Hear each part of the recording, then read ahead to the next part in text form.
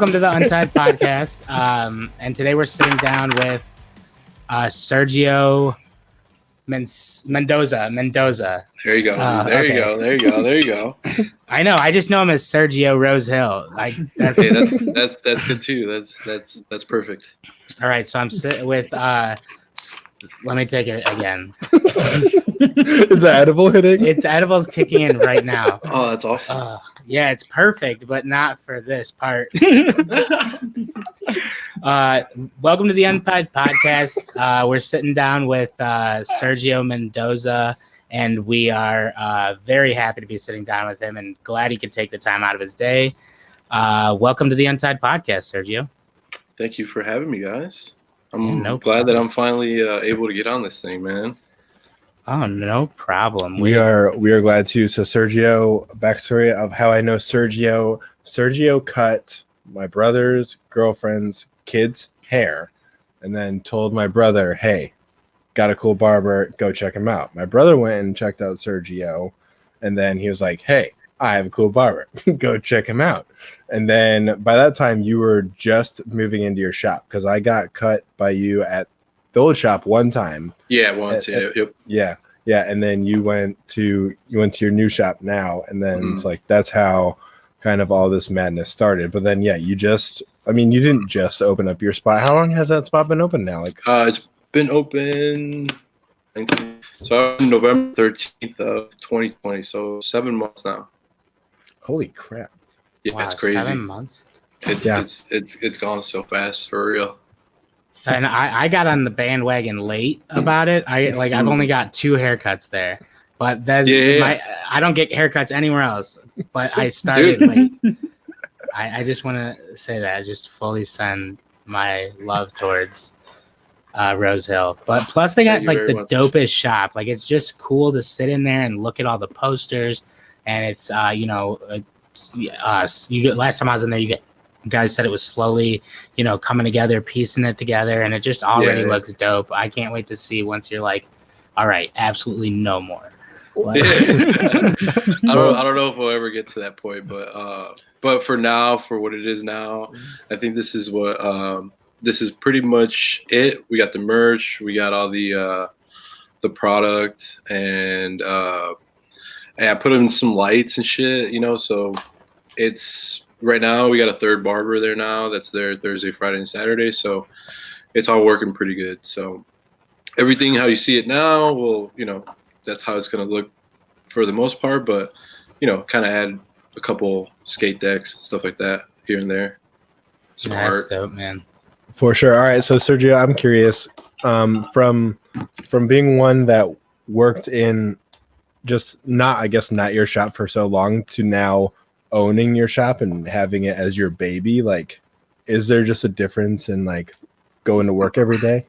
Like, is there there's a huge difference, just because like before you're kind of just walking into somebody's place, and now I know the difference between going to work and opening up your own your own business and stuff. So it's like you open up your own business, you got to make sure everything is good, because if you don't make sure everything is good, nobody else is.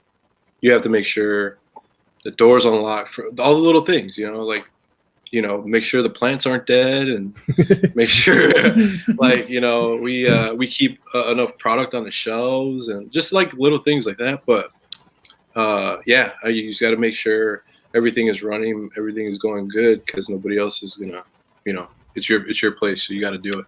Well, and then when you have a lady who, what'd you do? Take too long of a shower, and you come to work and you got a goddamn water bubble on your ceiling? Like you got to take care of that. Supposedly that's what happened, but there was a fucking pipe with a rusty nail through it, and it just gave, and just fucking, there was water everywhere. And I walked into a puddle, and I'm like, motherfucker, like somebody took a big shit or something, or I don't know, like, but then I saw where it was coming from, and like, I followed it, and then followed it through the wall, and looked up, and it was just like, sure, it was right upstairs, dude. There was this huge water bubble, and I'm glad they got it before it busted, because like it would have just got everywhere. Right. So yeah, shit like that, you know, you got to Yeah. deal with it. I got to call the maintenance people, and they got to come, you know, take care of it. But it takes time out of my day. I got to cancel appointments if I have them, you know, like shit like that. I hope, you know, most people are understanding, but you know, I don't want to have to do that. Got you. What you got, Jackson? I was just gonna say, you know, like it's yeah, I mean, my favorite part of the shop is easily the part where, you know, like it just feels like friends hanging out. Yeah, you know what I mean? Like, yeah, like it's a good time. It's super chill. It's not like, yeah, it's not like, I mean, I've gone to barbershops for the longest time. I wouldn't go to barbershops. I would just go to Great Clips because I was like, it just felt so very like, I don't know. It didn't have the atmosphere that I was looking for. And this place is just, but yeah, I mean, that difference between owning your own shop and like going to work at someone's shop. I mean, that's like me coming here and doing the podcast versus me going and working for my dad during the day. Right. You know, like it's the same thing. It's like, well, that's his thing and I'm definitely helping. But so I definitely relate to that. And I like this, like, it's that difference of being able to like just appreciate more, and you appreciate the little things that before you were like, oh yeah, someone else. It's kind of like moving out of your mom's house where you're like, someone else will do the dishes. Exactly. You know what I mean? Same like, shit. It's like you move out and you're like, fuck, I gotta do the dishes.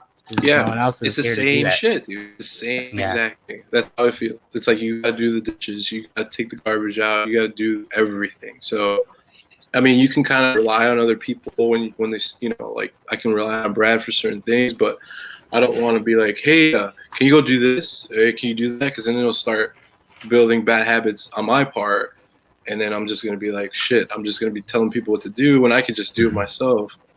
Right. I just want to create good work habits at work, and I just want to, you know, I want to be the one to like set the standard, and it's my shop, so I can do that.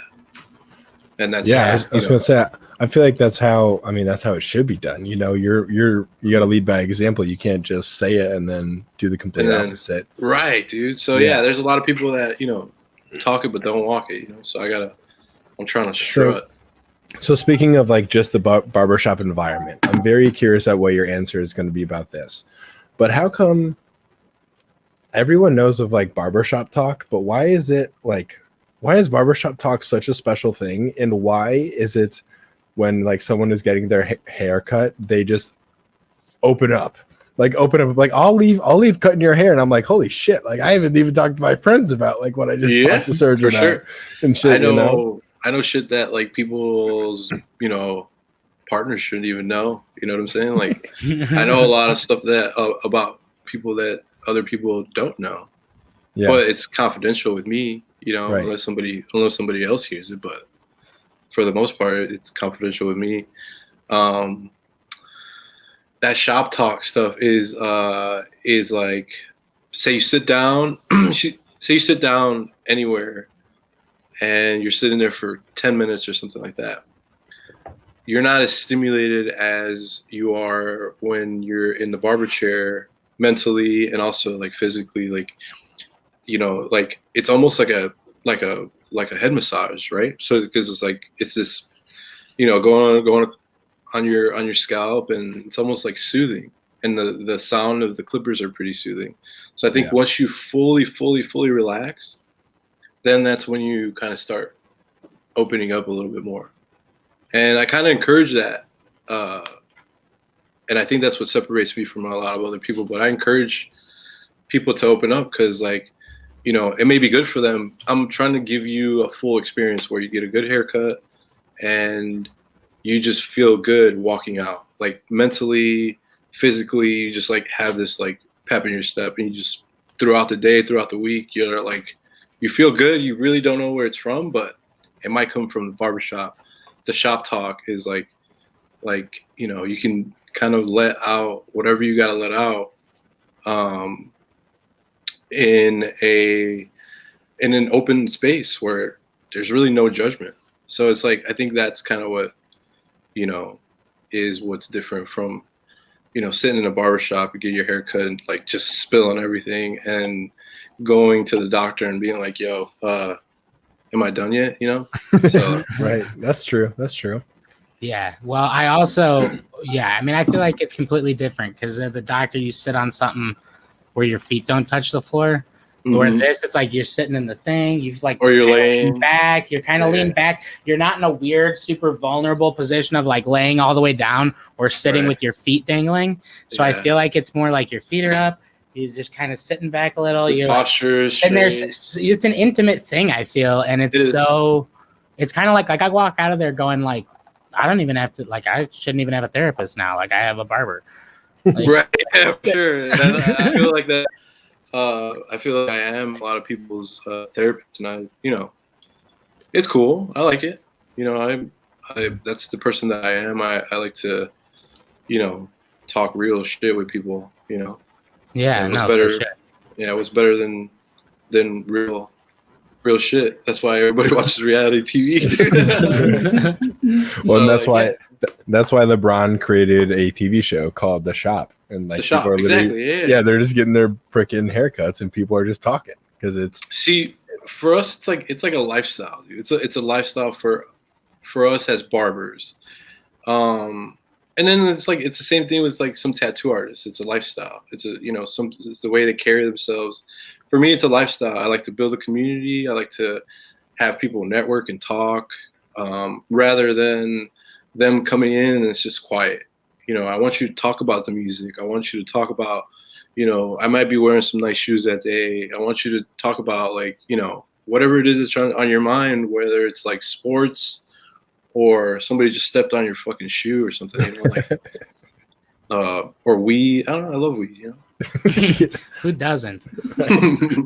There's some people that don't, dude. There's a lot of people that don't. I know. I said it and I was like, actually, no. A few people that are like, I don't. Yeah, a lot of old white people. It really is, though. Yeah, it's a lot of older folks for sure, man. A lot of older folks, they don't, That's true. They used to do it, is what they say.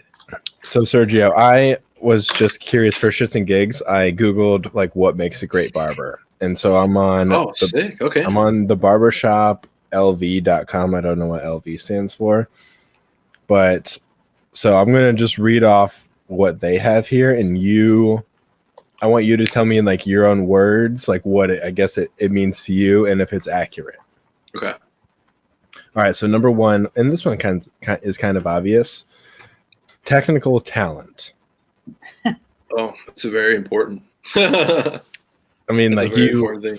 Yeah, you need it. But have you ran into barbers that carry themselves like they think they're the shit and they have no technical talent when it comes to cutting hair?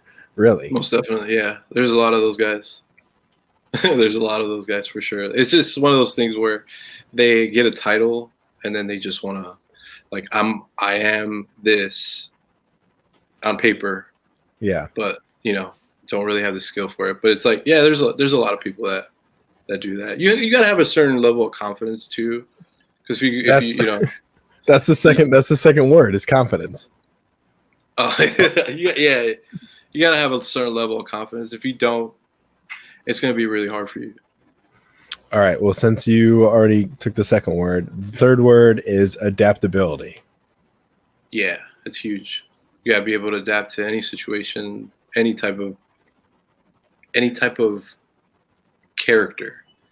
I was going to ask, when you think of adapting in a barbershop, like what do you think of? Because I think of like, someone missed an appointment or something like that. For me, adapting is like the variety of people, like the different types of personalities. It's kind of you kind of have to entertain each and every one of them, and that's that you have to like consistently adapt to everybody's personality. Gotcha. All right. The next, which yours is, it's a clean shop. That's the highest standard. That's like, you gotta have a clean shop. That's number one. you think that's most important on the list so far? I would say so. Yeah. clean shop. You know, you can do a terrible haircut and not give somebody an infection. But you can give a terrible haircut and give somebody an infection that's even worse. So, gotcha. One is which I would absolutely think so is patience. Yeah, dude. I mean, it's up there with it. You know, being important is having to be patient with the personalities for sure. Gotcha. And then the last one is asking the right questions.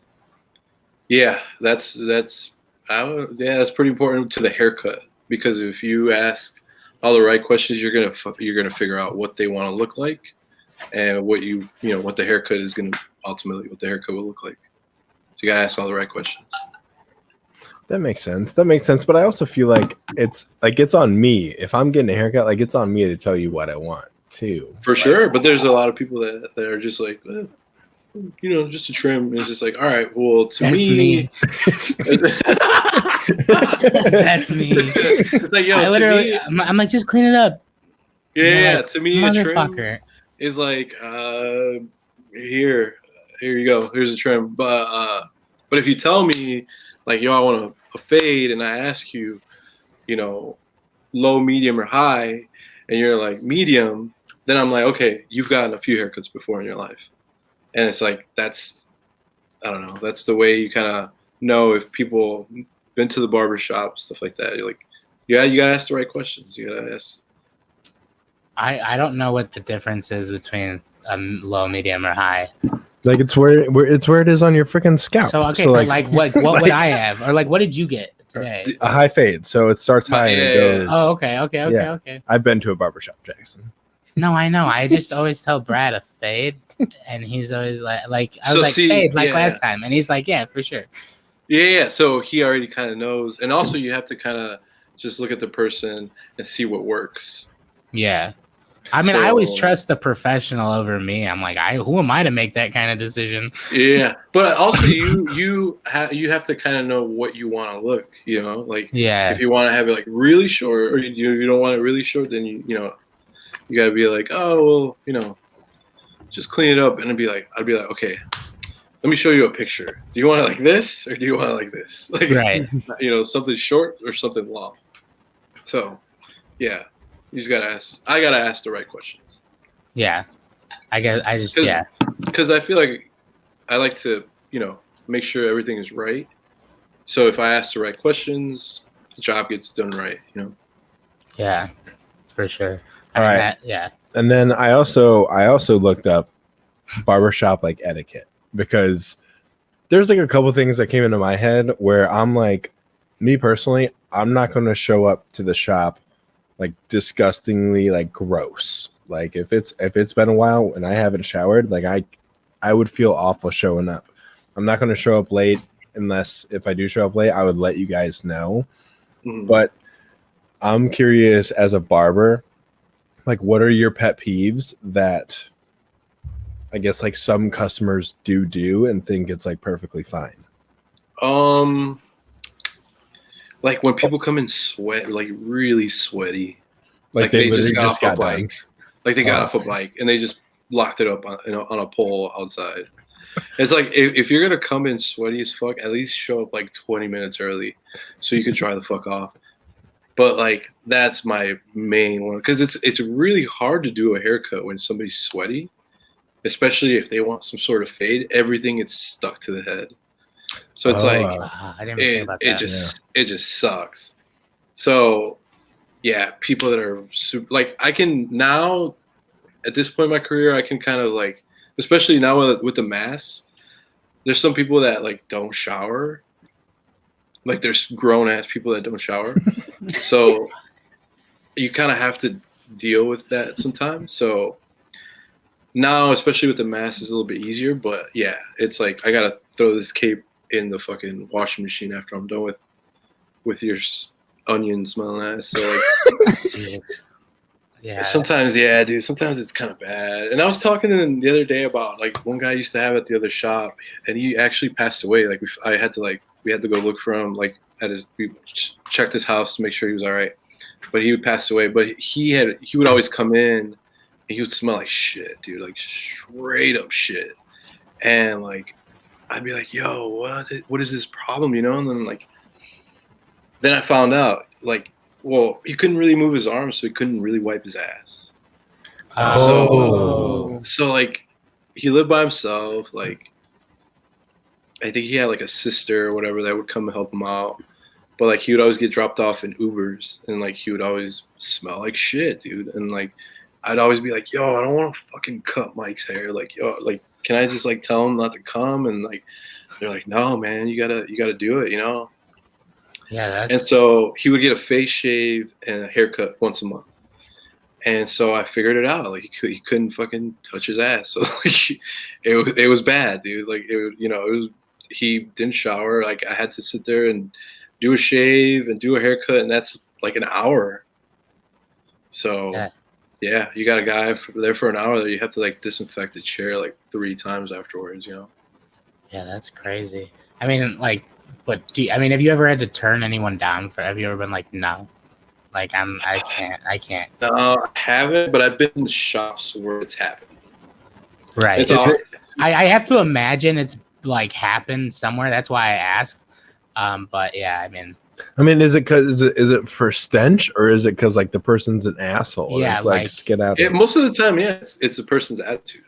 That's what you kick a barbershop is your attitude, I think. That was what I meant. I didn't really need, like, I was just thinking, like, that made me think, like, oh, they've probably had to, like, I didn't know if they've had anything where they've had to be like, okay, you got to go. Like, I'm not yet. Yeah, not yet at this new shop, but I've definitely been in shops. I've been a barber for almost 11 years. I've worked at 4 shops, and then I own this one, so 5 shops in total. Oh, that's awesome. So yeah, I've definitely seen some shit, and I'm from the southeast side, so it's like I come from the south side, and like all the south side shit that happens with gangs and shit, I saw it all. And the barbershop is kind of like the middle of all that shit too, you know.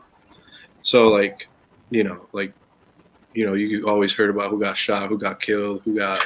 Holy shit! What the hell was that like? So I'm guessing you worked at a shop like in the south side. Like, what was that like with all the like gang stuff going on? I mean, I knew most of them because I grew up in that area. So like, yeah, it was just like always like, I mean, there's like 3 or 4 bigger gangs over that way, and they all don't like each other. So it's like, yo, you guys all live in the same fucking neighborhoods.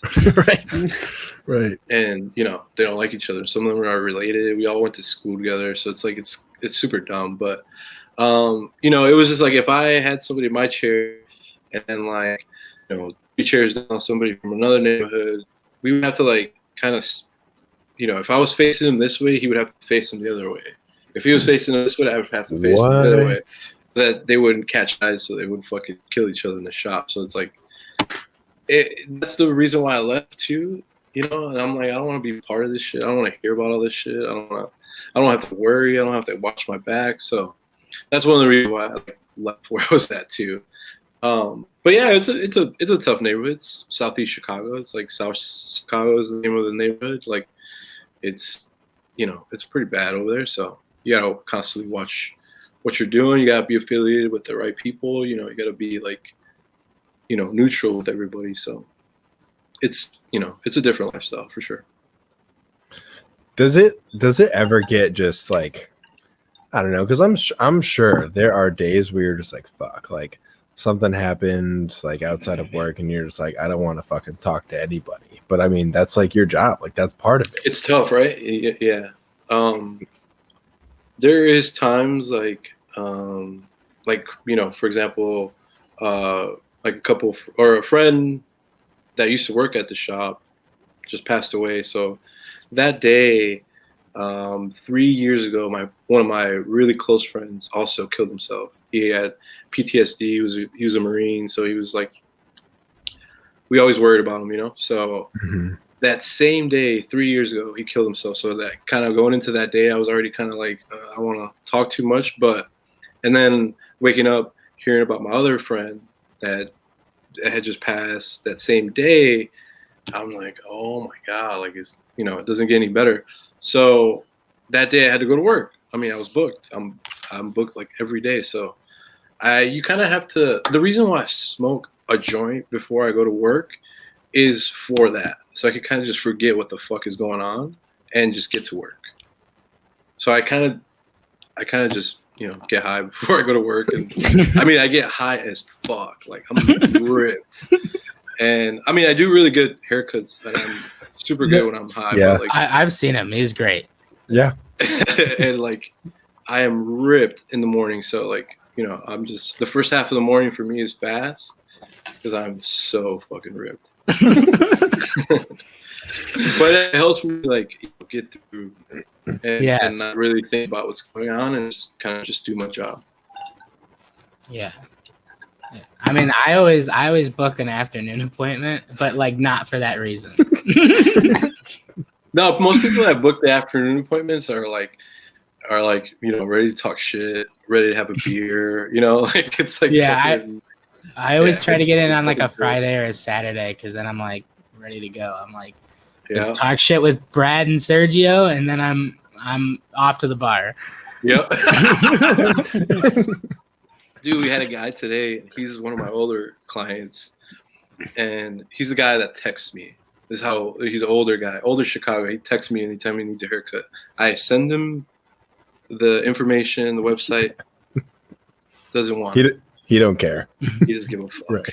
Right. So Gus came in today. Gus is an old school Chicago Greek guy, and opens the fridge, and there's no beers in there. It's like noon, and I'm finishing up a haircut, and he's like, "You want me? Never mind." And he just walks out. I'm like, Gus, you don't gotta do that. Walks out, comes back in with a 24, starts rips one right away, throws it out, and then opens one and sits down. So I'm like, that's a Chicago guy. Yeah. So like, I don't know where I was going with this. I'm kind of stoned. Don't worry, so am I. Anyways, so he sits down and I cut his hair, and like he starts talking about his kid, how like my kid's in school and blah blah. He can't wait till he fucking finishes so he can fucking do what he's got to do. Anyways, leaving out of there, he goes, dude. I mean, we talked a lot of shit. Leaving out of there, he's like, dude, you're making me want to go get a fucking bag right now, and like. And do some fucking drugs, like do some coke, and like you're making me want to go do that right now. Like leaving out of here with a haircut, me smashing 3 beers, you're making me want to go get a fucking bag right now. I'm like, dude, don't do that. It's only 12:30. Like, stop. Like, so just lunchtime, But I mean, 12:30 like, on a Wednesday. Yeah, dude, on a Wednesday, dude. He was ready to go fucking party, and the funny part about that is like the guy was sitting in Brad's chair was a cop. Oh no way! And he's like, this guy's ready to party, huh? And we're all like, yeah. But he's a cool dude. He like when he told me that he was a cop, he like went like this. He's like, I'm a cop. He's like, don't say anything because I don't want people to know that I'm a cop. And I'm like, all right, that's fair, And then he explained to me, he's like, it's not the best job, especially right now. But right. But he's like, pays the bills, and he said it's not so rewarding right now, but that's what he does. I'm like, yeah, I respect that. Yeah. Yeah. At some point, it's just a job, and then you're like, but yeah. Yeah. Then you're like, everybody hates me. Yeah, that's like. I guess that's one profession. I feel like nobody's like. This one barber I had, like no one talks shit about a barber unless curious. He fucked up his hair. Yeah, have you ever had like a huge oops moment? Like, oh fuck. Like so, all the fucking up I did it in barber school. Like I fucked everything up in barber school, so I could learn how to fix it. So that's the reason why I did that. The only real fuck moment that I had was like he's still one of my clients. Like. I'm doing, which is like a technique is scissor over comb. So like you're kind of just lifting up the hair with the comb and cutting with the scissor. And so I'm going around his ear, and he said something, and he has like this weird twitch after he says something. Like, so like right by his ear, and he does the twitch, and like I close the shear, and it takes a little small little part of his ear off. Well, like very, very, very small, like a fingernail, very, very small, enough to like bleed out a little bit, you know, just like a little. Yeah. So I'm like, cut, and I go, oh fuck, and he goes, what's wrong? He didn't even feel it, dude. I'm like, I just cut a little bit of your ear, and he goes, what do you mean? And I showed him on the shear the little piece of the ear that I cut. It was still on the shear. So I showed it to him, and I'm like, I'm so sorry. And he goes, I didn't even feel it. Dude, your scissors are sharp as fuck. No, they're sharp as fuck, dude, for real. No, I mean, like my finger, I have like cartilage damage on my finger, like because of the shears. Because like every time I would cut, like the shear is like this, so like I always kind of catch the knuckle, so it hurts like a bitch. But I've done it so much that I've built up like this nasty like cartilage there. Holy crap! But yeah, dude. So I took a little piece of his ear off. It like I said, it's like a fingernail, like if you bite your fingernail off, not even like a little piece. And I showed it to him, and he goes, "Oh shit! Like I didn't even feel that." And I'm like, "Well, good, but you are, you know, there's a little dot of blood." And he goes, he looks at it, and I'm like, "Yeah, like just a small little dot." He goes, "Okay."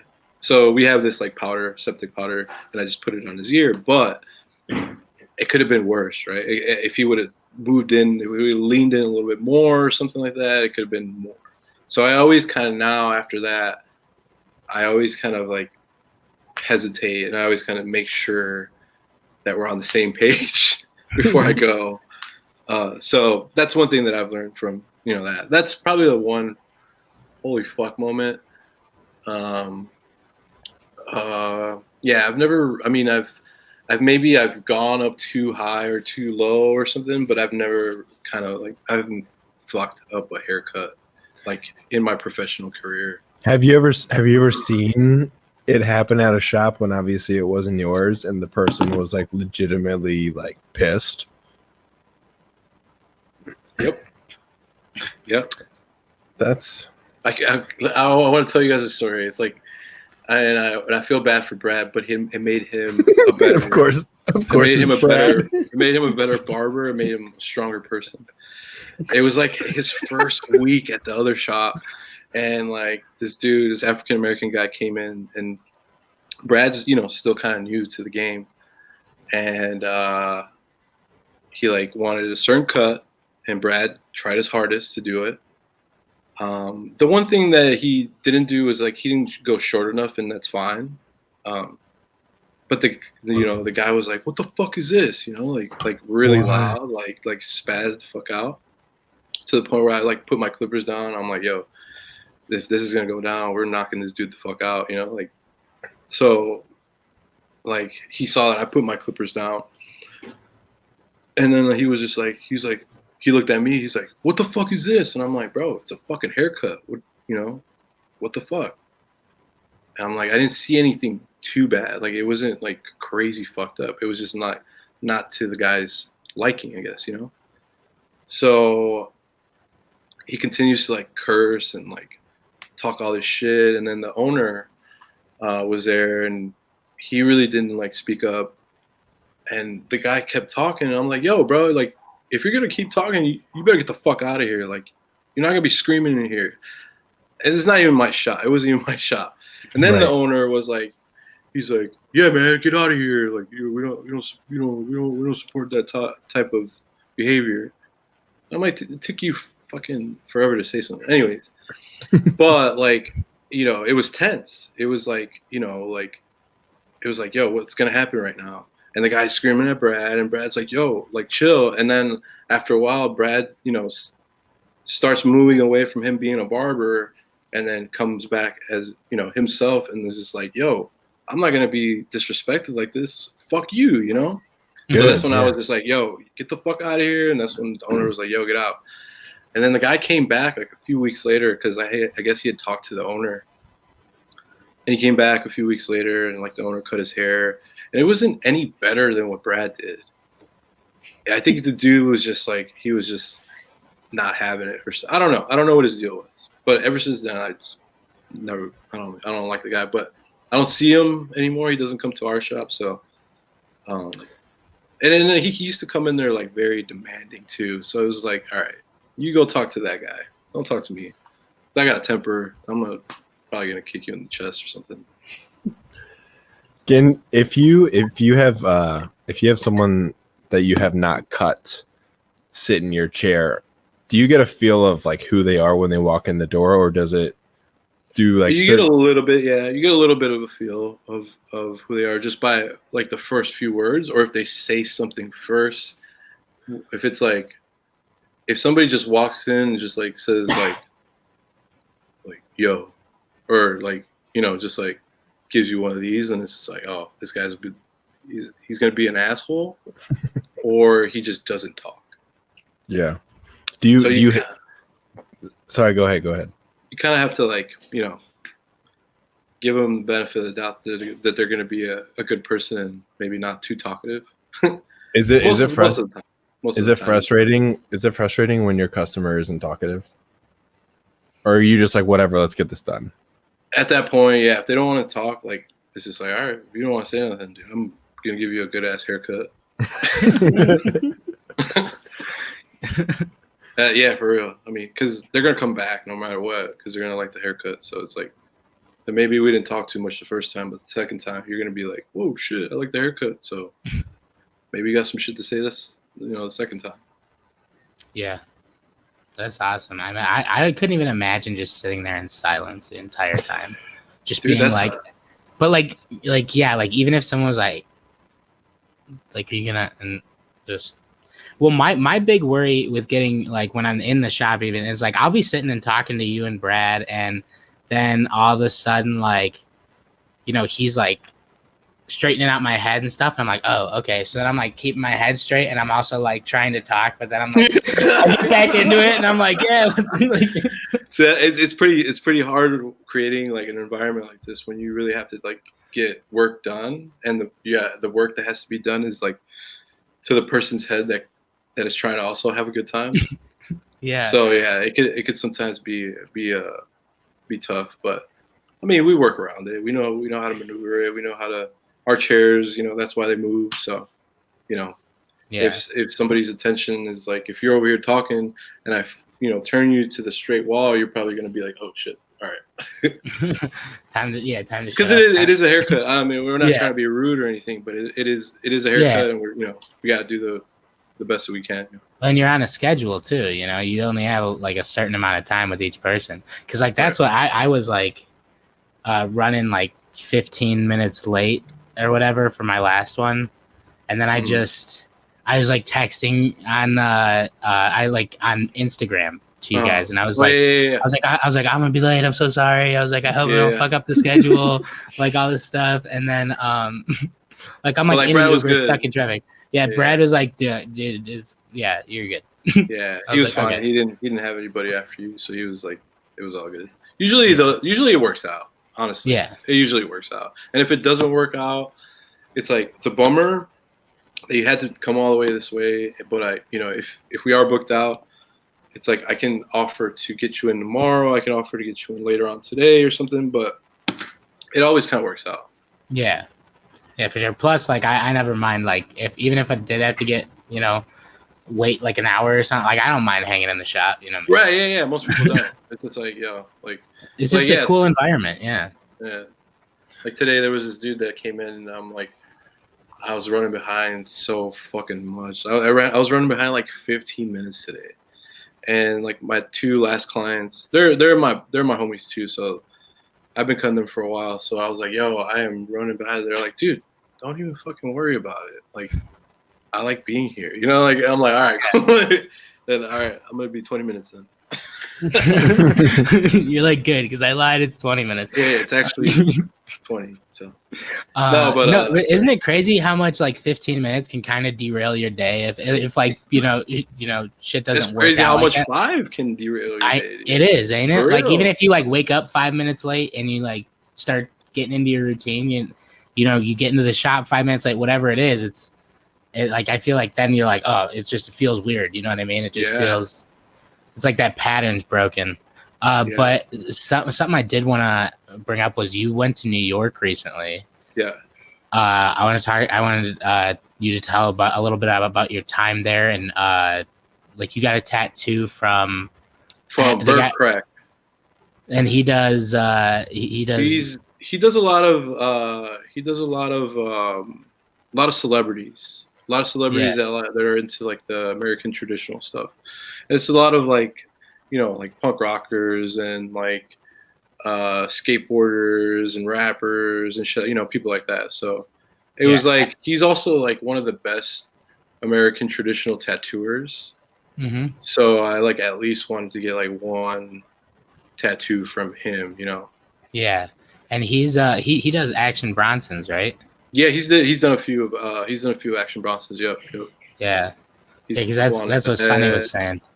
Yeah. He's got a couple on his head, and then he's got a few other ones like legs and arms and stuff like that. But yeah, he's got a few for me for sure.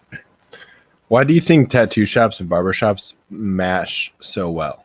Because we're all degenerates. No, I think it's the lifestyle thing.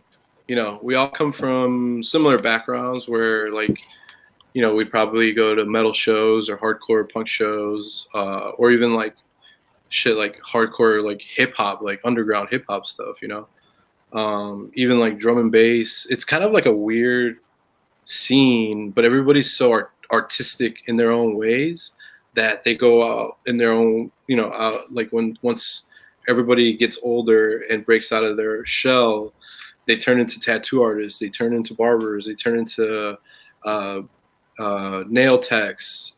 Like a lot of my friends is, like either tattoo artists, barbers, nail technicians. But then there's some that like, went to fucking college and shit and got a degree and they're doing corporate jobs. But for the most part, like it's like, got people that like, came from a certain scene or something like that, or just like a certain background, and we all kind of get each other. I think that's kind of the thing. It's like it's also like a craftsmanship. We're all like really about what we do, to make money. It's like we love what we do. We love our craft. We love getting better. We love, watching other people do it. We like, seeing other people, shit like that. So it's like kind of a similar profession. That makes sense. I'm curious. This is kind of like I don't know if it's really a deep question, but we're coming out of it, so I feel comfortable asking. But what was it like being just a small business owner through COVID? Oh, dude. Oh, man. I had to change my pants a lot.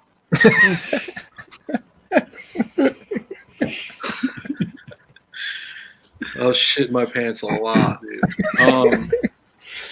Yeah, dude, it was tough, man. It was tough. But it was also something that I believed in so hard, and I trusted myself. Like I had so much confidence in myself that it was gonna happen. It was no matter what the fuck happened, it was gonna happen. Like I had enough clientele, I had enough whatever I had to do, I had enough of it by myself. So I was prepared to which I still am. I have the shop on my back, but when I was first open, I was prepared to fully have the shop on my back, just because I knew, what was going on, obviously with the times, but also like it's my shop, And the reason why I did that was because I had the backing from my clients to do it. So if I didn't have that, I would have never done it. Like, I don't think it would have ever happened if I would have have like just like 50 to 100 clients, the shop would have never happened. So it was tough. Yeah, it was tough. Like, my girlfriend wasn't working. I was the only one that was kind of, that was working. So I had to like get the shop ready, work, pay bills, and then deal with shit here at home as well too. So it's like, it was tough. It was real hard. I mean, it's still kind of tough, but I think I've definitely smoked the most weed I've ever smoked in the last 7 months, for sure. What's and your changed my pants? What's your favorite strand? I would have to go with, this is very bougie, but it's Surefire 41. So it's a small grower. It's a small batch. Out of, I think he's in Northern California. He goes by the name of Surefire, and the strand is called 41. And that's my shit. Is it a sativa or indica? It's in the couch. Oh, and you like that? I love it, dude. I do before work, after work, during work. Yeah. I don't smoke sativa at all. I can't smoke sativa at all. It makes me crazy. It makes me just too much. I need indica all the time. Even when I wake up, I don't drink coffee. I smoke weed. I have too much energy. Like, waking up, I gotta chill. I mean, I guess I never ever had energy. Like, I even asked my mom last time I was home. I was like, like, when I was I like bounced off the wall? She was like, nah, if we put you in one place, you would stay in said place until we came and got you. Yeah, you were chill. Like, I'm like, I would just chill. I'm gonna like just sit down. So like, I guess like the sativa, I'm like, oh, let's do shit. Like, I love sativa. Mm-hmm. Like, that's probably like my favorite. But I mean, don't get me wrong. I've been with people that are like, what is that? What are you smoking? Is it indica or sativa? Yeah. I can only smoke this, and I'll be like, it's weed. Yeah. Like, you know what I mean? Like, first of all, just smoke it. Just chill, bro. Yeah, it'll be fine. But also, I'm like, I do appreciate like a mix of all of them. Like, indica, I'll do it like when I'm going to bed or something. Sativa in the morning, and then like I can also fuck with a hybrid during the day if I had to. Yeah, hybrids for sure. Hybrids. So I like hybrids. You know what's funny is like some sativas, and I've kind of, I don't know, I'm very picky with it. So Dispensary 33, they put a menu up every day, so you can see what's there, what's on. I pick through the ones I want. And if they don't have anything, I don't go get anything. So when they have a certain one, I'll go get it. But there's a Revolution Dosido F2. It's a sativa, but it's more of an indica. It's an indica dominant sativa, which is weird, but it gets you high as fuck. But it's a sativa, so it's like nowadays you kind of have to just smoke it and see what it does to you. Right? Yeah, to make sure and stuff. Because like one of my favorites has to be green crack. Yeah. Yep. And like my mom, I was in when I was in Vegas with them. She was like, she handed me a gummy that she bought at the dispensary, and I pulled out a pen and I was like, hit this, and then so she did, and then she was like, what was that? And I was like, green crack. She's like, I just smoked crack, and I was like, no, you're all good. No, you're not like me and Brad. Right, yeah. Well, so Sergio, I don't know if you want to talk about this or not. If not, we don't have to. But a little birdie, aka you, told me about something that you want to do with marijuana. Well, there's a few things that I want to do, but I do want to create some sort of lounge, barber lounge, smoking. I don't know what the rules are with that. I don't know how easy or how hard it is, but I was thinking about maybe doing a barbershop where you can kind of smoke as well. while getting a haircut, or before or after getting the haircut. You're nice and relaxed, and it's just an enjoyable experience. But it's also going to be like the strains that I like. And I was gonna say, aren't you in the process of like working on your own strain? Well, that's what I was gonna say next too. Also, we're talking to a couple of people, and that's also it's something that kind of takes a while, because you kind of have to develop certain. You got to know what you want, pretty much. So it's like I'm learning about phenos. I'm learning about like.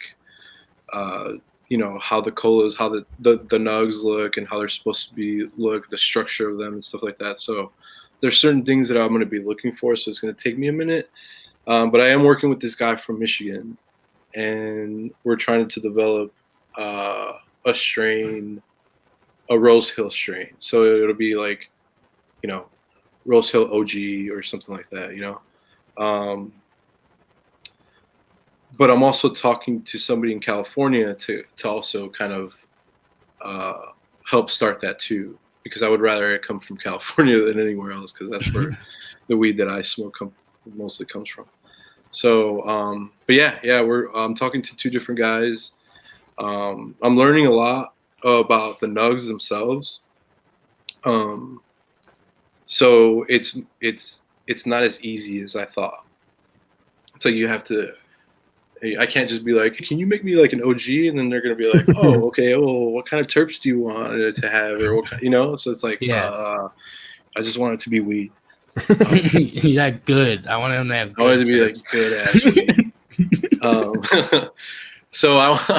But I also want it to be like good enough so when that you press it down, that the oil is going to be fire too, So yeah, it's a lot of, there's a lot of thought, there's a lot of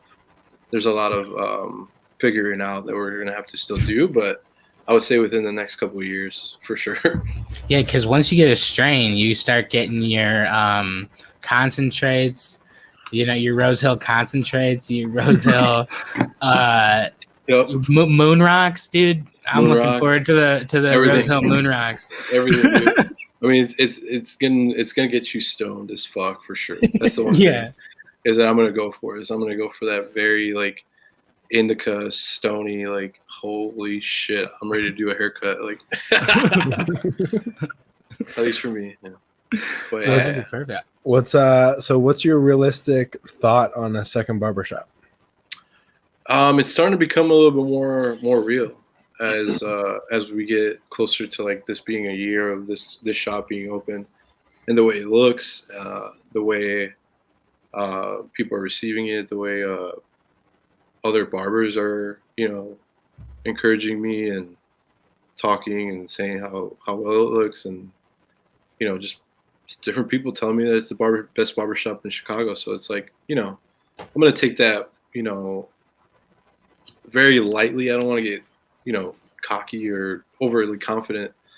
But it's becoming a little bit more realistic every day. I think the number of people that are hitting me up to like work there is going to become like overwhelming. So if that becomes a real thing, then yeah, I will definitely have to open up another one.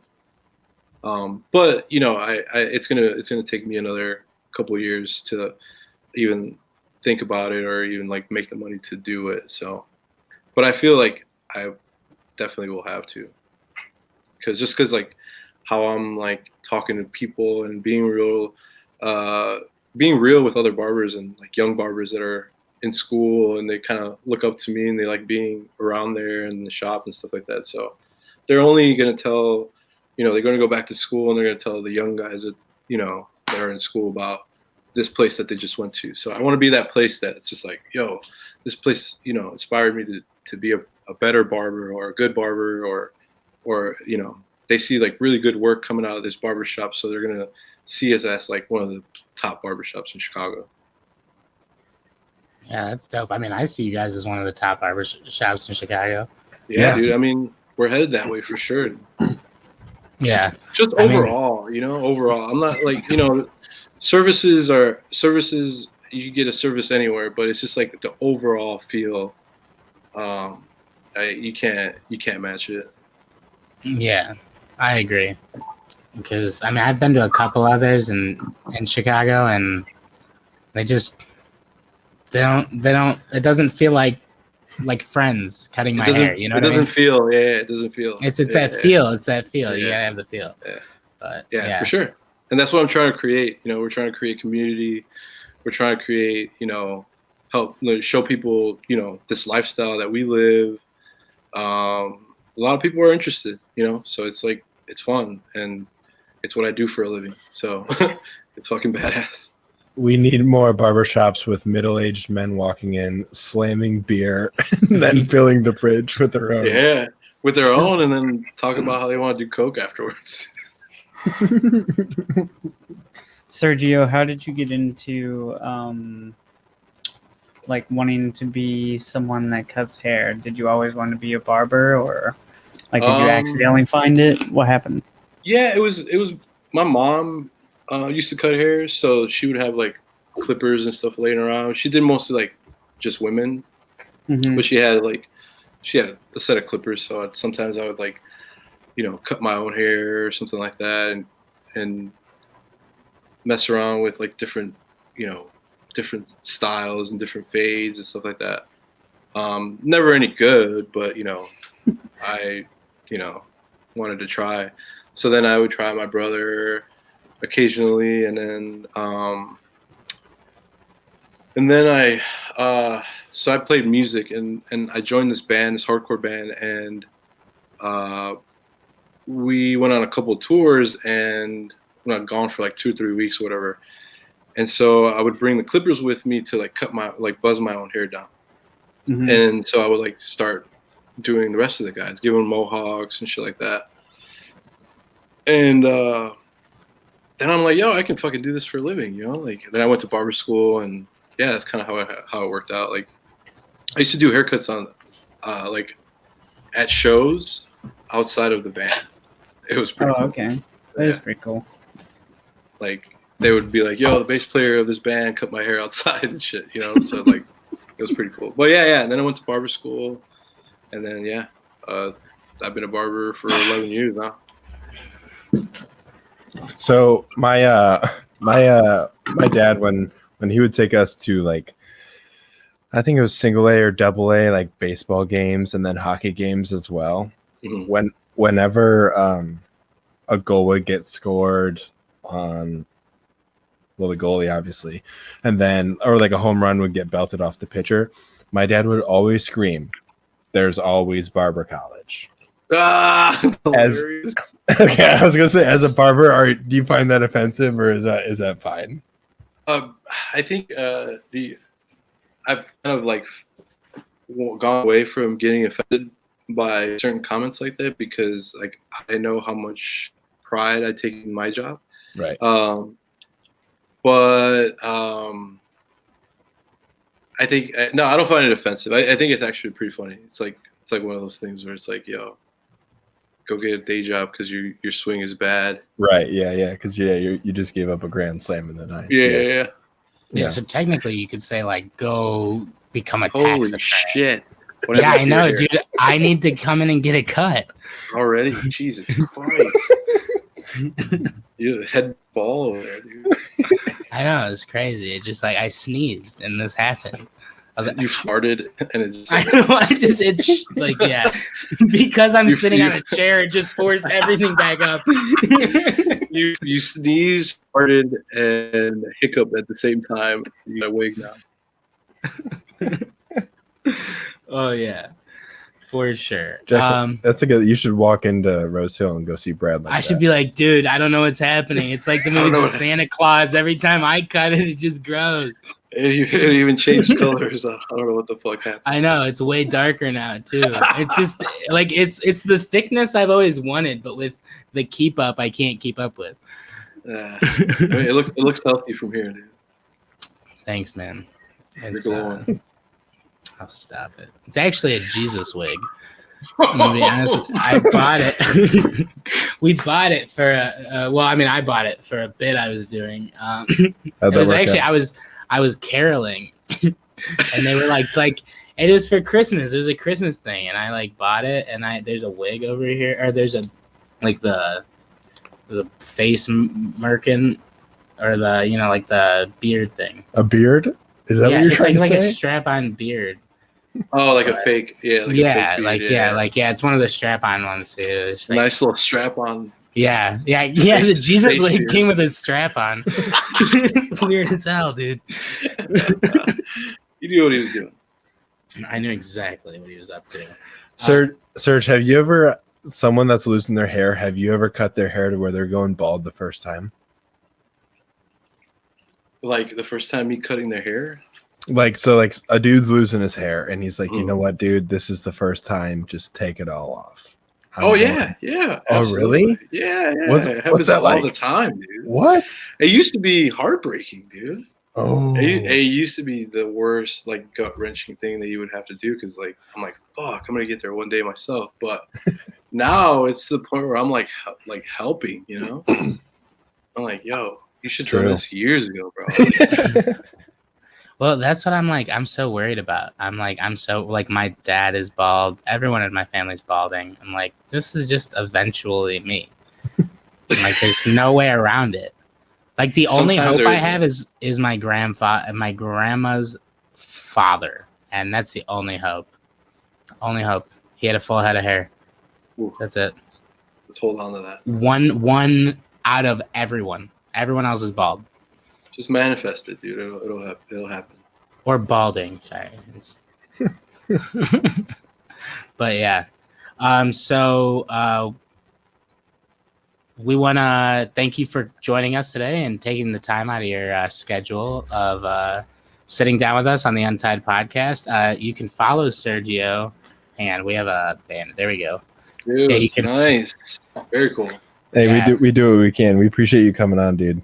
Dude, I would love to come back, and maybe me and Brad could come on together or something. Dude, we gotta figure out how to do we gotta figure we can out do it from the shop. We can definitely do it from the shop. Yeah, that's what I was gonna say. Perfect. We gotta figure out a way to create our own The Shop episode, and we could do yeah, no doubt, for sure. Definitely. Awesome.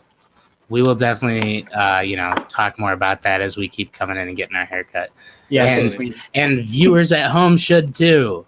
Most definitely. Check us out. I mean, if you're in the Chicagoland area, obviously. And Even if you're not, you can fly in. Yeah, fly in. It's worth I got it. a lot of clients Totally. that fly in. Dude. That's awesome. Yeah. Now that shit's starting to get back to, people are starting to get back to work. It's starting to happen. I'm starting to see everybody coming back and shit. So it feels good. Yeah, that's awesome. All right. Oh yeah. Well, thank you for joining us, Sergio, and we'll see you within 2 weeks because that's our schedule. Yeah. You guys in the next couple weeks. Peace, All right. Sergio. Thank you so much. Thanks, man. Thanks, guys. See you, dude. Thank Later. you.